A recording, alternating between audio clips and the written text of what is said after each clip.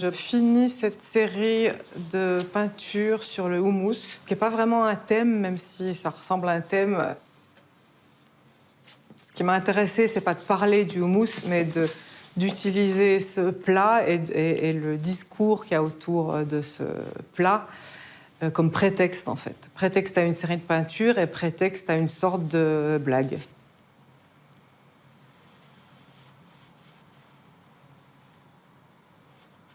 J'ai un rapport au langage qui est assez littéral, c'est-à-dire que je me pose toujours la question de savoir si le texte qui m'est adressé dit ce qu'il dit. Par exemple, dans certaines des toiles, on va parler d'un média incontournable qui s'impose en parfait encas. Le mot incontournable ici, pour moi, me fait un effet très fort. D'habitude, on utilise ce mot pour les incontournables du jazz, par exemple. Je ne sais pas très bien ce que ça veut dire. En tout cas, c'est un mot qui est extrêmement utilisé. Donc, ce médié incontournable qui s'impose ne signifie pas ce qu'il signifie. Il dit autre chose. Et ce qu'il dit, c'est pas toujours très clair. Quand je disais que le houmous, c'est un prétexte, c'est pas un sujet, ce qui m'intéresse là, c'est de réfléchir au langage qui dit pas forcément ce qu'il dit. J'essaie de créer en fait des objets que j'appelle performatifs, c'est-à-dire que ce qui m'intéresse, c'est ce qu'ils font, c'est comment ils agissent sur le public, la personne qui regarde, c'est qu'est-ce que ça va générer comme sentiment ou comme réflexion. Que ce soit une peinture ou si je fais une vidéo musicale ou une performance vocale, je présente un objet qui fait quelque chose en fait. Plutôt que de dire quelque chose au public ou d'exprimer quelque chose ou de essayer de lui démontrer quelque chose.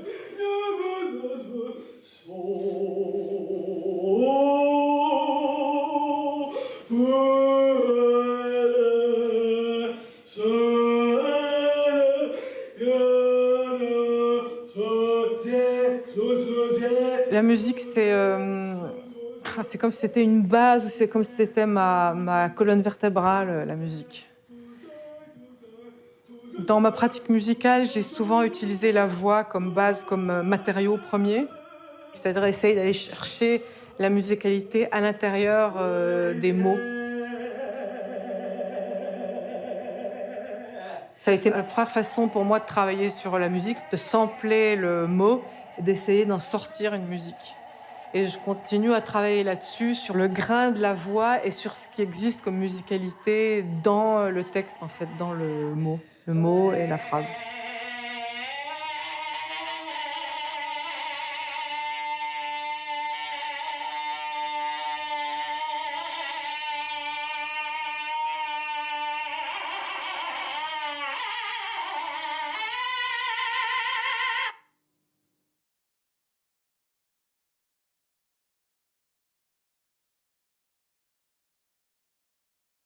Ce qui m'a intéressée dans l'opéra, c'est le fait que la plupart des opéras on va dire 18-19 et peut-être début du 20e, sont la mise à mort d'une femme.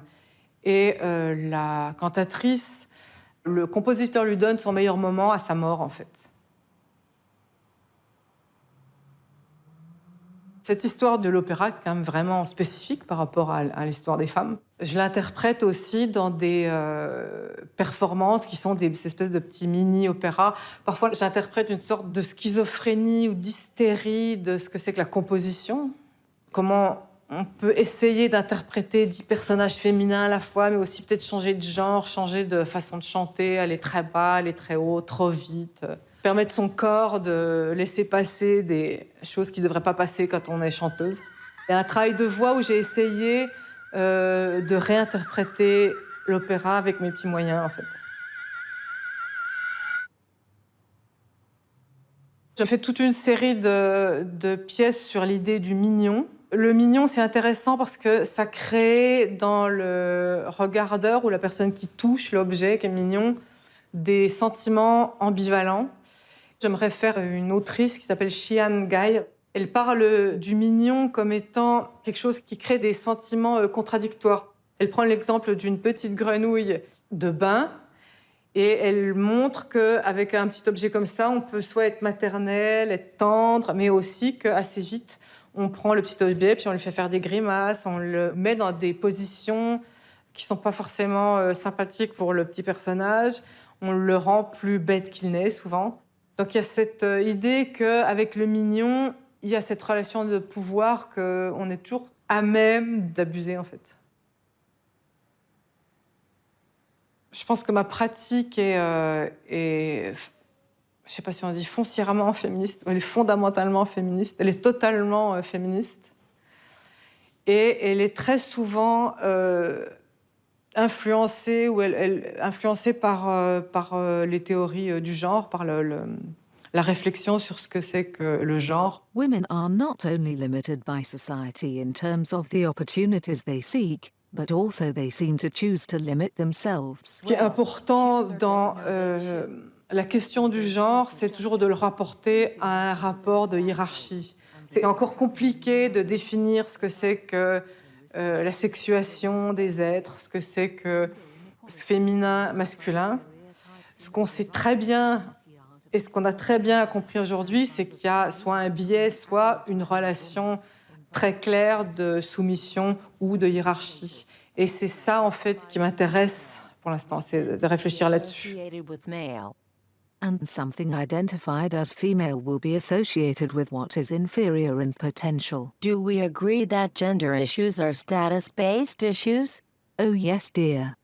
Oh my God, something is happening. I am all hairy. Oh my God, something is happening. I am all hairy.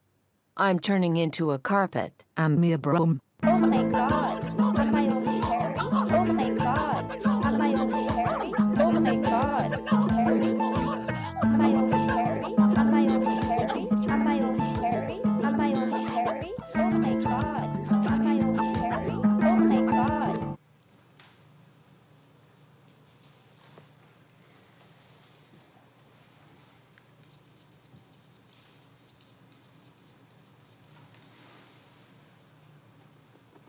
Ce que je trouve plus proche de ma pratique, c'est la façon dont Adorno définit une œuvre d'art comme étant, dans un objet, une façon de mettre en scène des contradictions qui ne sont pas figées. C'est des contradictions non résolues.